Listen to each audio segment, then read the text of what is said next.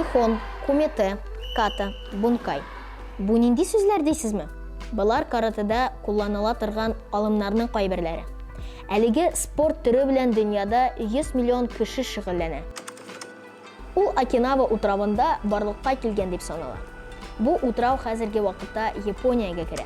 Игенче берәүләр карате сәнгате Окинава утравына Кытайдан килгән дип саный. 1948 елда Япон карате ассоциациясе барлыкка килә. Бу вакыттан карате үз-үзеңне саклау системасы да спорт түре буларак та үсә башлый. Карате бөтен дөньяда популярлаша. 1957 елда Япониядә бу спорт түре буенча беренче чемпионат үткәрелә. Карате елдан-ел популярлаша. Тәҗрибәле карате остасына йодрык белән боз кисәген вату, терсәк яки баш белән кирпечне урталай бүлү берни тормый. Первая цель это Каратының сәламәтлеккә генә түгел, тәрбиягә дә йогынтысы зур.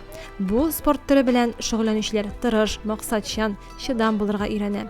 Шуңа күрә каратыга баланы 4 яшьтән китерергә мөмкин. Карате белән шөгыльләнү хәрәкәтчәнлекне, сыгылучанлыкны үстерә, көчне арттыра, тәртипкә өйрәтә, хәтерне, фикерләү сәләтен яхшырта.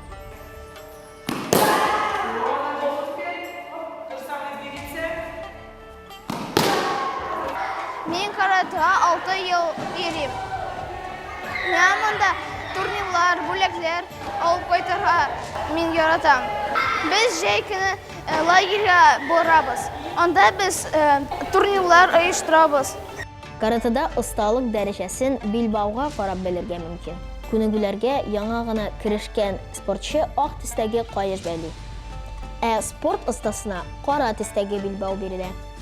Билбауның төсен алыштырыр өчен спортчыга үз осталыгын күрсәтергә аттестация үзәргә кирәк.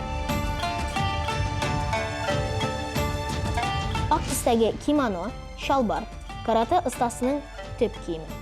Көрәш вакытында имгәнүләр булмасын дисәң, кул чуклары һәм аякка махсус саклагыч кияргә кирәк. Ияккә зыян килмәсен өчен абызга капо кабала.